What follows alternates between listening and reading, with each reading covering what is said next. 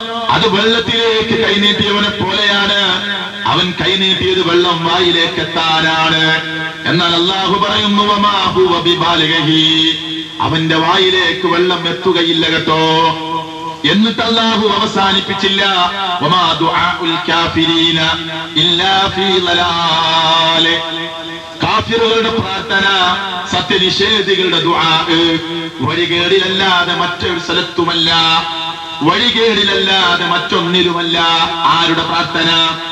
ആരുടെ പ്രാർത്ഥന? അല്ലാഹു അല്ലാത്തവരോട് ദുആ ചെയ്തുകൊണ്ടിരിക്കുന്നവരുടെ ഉപമ വെള്ളത്തിലേക്ക് കൈനീട്ടി വെള്ളം എന്ന് പറയുന്നവനെ പോലെയാണ്.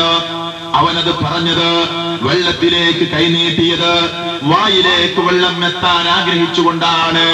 പക്ഷേ വമാ ഹുവ ബിബാലിഗി, അവന്റെ വായിലേക്ക് വെള്ളം എത്തുകയില്ല. ഈ ആയത്തെടുത്ത് ഉദ്ധരിച്ചുകൊണ്ട് പരിശുദ്ധ ഖുർആനിലെ സൂറത്തുർ റഅദിൽ 14-ാമത്തെ ആയത്തെടുത്ത് ഉദ്ധരിച്ചുകൊണ്ട് ഒരു മുജാഹിദിന് ധൈര്യമായി ലോകത്തോട് പറയാം, സുന്നി സഹോദരങ്ങളെ, അല്ലാഹു അല്ലാത്തവരോട് പ്രാർത്ഥിച്ചു പോകല്ലേ, അല്ലാഹു അല്ലാത്തവരോട് നിങ്ങൾ ദുആ ചെയ്തു പോകല്ലേ. അതിന് ഉപമയായി അല്ലാഹു ഖുർആനിൽ സൂറത്തുർ റഅദിൽ 14-ാമത്തെ ആയത്തിൽ പറഞ്ഞത് പ്രകാരമാണ്.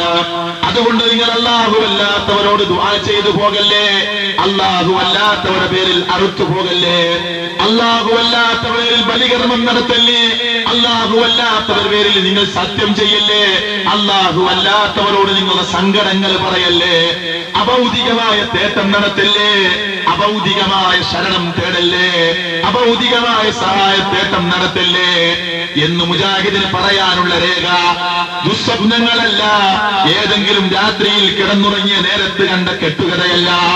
അല്ലാഹുവിന്റെ കലാമാണ് സംസാരിക്കുന്നത്. ഖുർആനിന്റെ ആയത്താണ് ലോകത്തോട് അറിയിക്കാനുള്ളത്.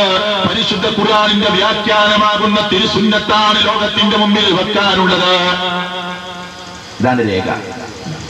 രേഖയല്ലേ? ഇവിടെ പ്രസംഗിച്ചപ്പോ സ്വപ്നല്ലേ പറഞ്ഞതൊക്കെ നിങ്ങൾ എടുത്ത് പരിശോധിക്കുക.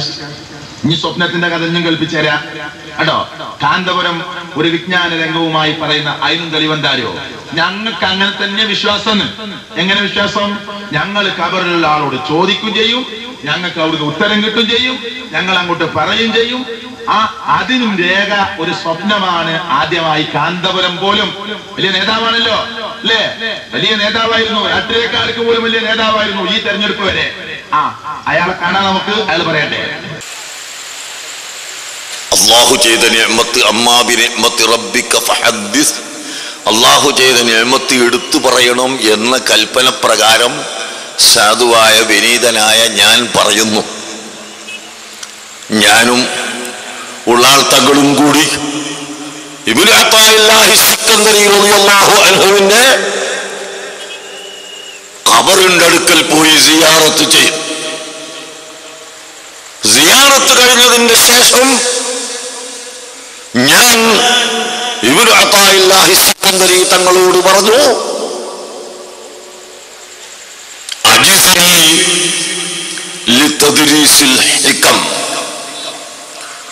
അങ്ങയുടെ ഹിക്കം എന്ന കിതാബ് ദർസ് നടത്താൻ എനിക്ക് ഇജാസത്ത് തരണം. ബഹുമാനപ്പെട്ട ഉള്ളാൾ തങ്ങളും പറഞ്ഞു, അങ്ങനെ തന്നെ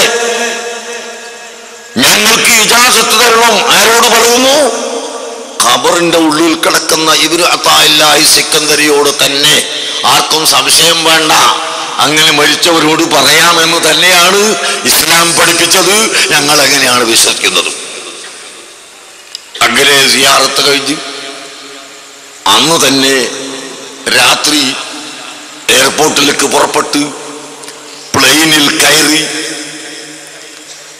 ബോംബെയിലേക്ക് വന്നു. അന്ന് രാത്രി ഉറങ്ങിയില്ല.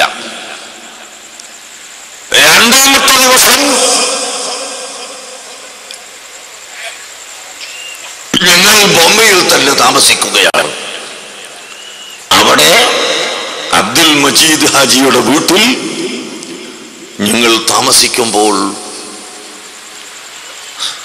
സാധുവായ എനിക്ക് ഇബ്നു അത്താഇല്ലാഹി സിക്കന്ദരി തങ്ങളെ കാണാൻ കഴിയുന്നു.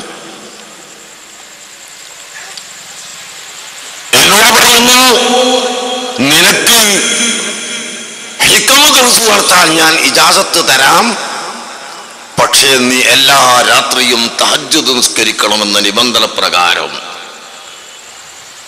ഞാൻ പറഞ്ഞു എല്ലാ രാത്രിയും തഹജ്ജുദ് നിസ്കരിക്കുമെന്ന നിബന്ധന ഞാൻ ഏറ്റെടുക്കുകയില്ല. നിങ്ങളെ കഴിവനുസരിച്ച് തഖ്വ ചെയ്യണമെന്ന് അല്ലാഹു പറഞ്ഞ ആയത്തിന്റെ അടിസ്ഥാനത്തിൽ എന്റെ കഴിവിന്റെ പരമാവധി ഞാനത് ചെയ്യും എന്ന് ഞാൻ പറഞ്ഞപ്പോൾ നഅം അജസ്തുക, നിനക്ക് ഞാൻ ഇജാസത്ത് തന്നു എന്ന് പറഞ്ഞു. അല്ലാഹു അത് കബൂൽ. കേട്ടില്ലേ? ഞാൻ വിശദീകരിക്കേണ്ട ഒരു ആവശ്യമില്ല. എന്താ സംഭവിച്ചത്? ഖബറിലുള്ള ആളോട് നേരിട്ട് സംസാരിക്കുക, ആ ഖബറുള്ള ആൾ ഇങ്ങോട്ട് ഉത്തരം കൊടുക്കുക. പിന്നെ പിറ്റേ ദിവസം ബോംബെയിൽ ഒന്ന് കിടന്നുറങ്ങുമ്പോൾ സ്വപ്നത്തിന് മുമ്പിൽ പ്രത്യക്ഷപ്പെടുക. ഫുള്ള് സ്വപ്നാണ്. ആ അതിനൊരു തെളിവുണ്ടാവില്ലല്ലോ. രേഖ എവിടെ വെച്ചാൽ സ്വപ്നല്ലേ? നമ്മൾ തെളിവ് ചോദിക്കും.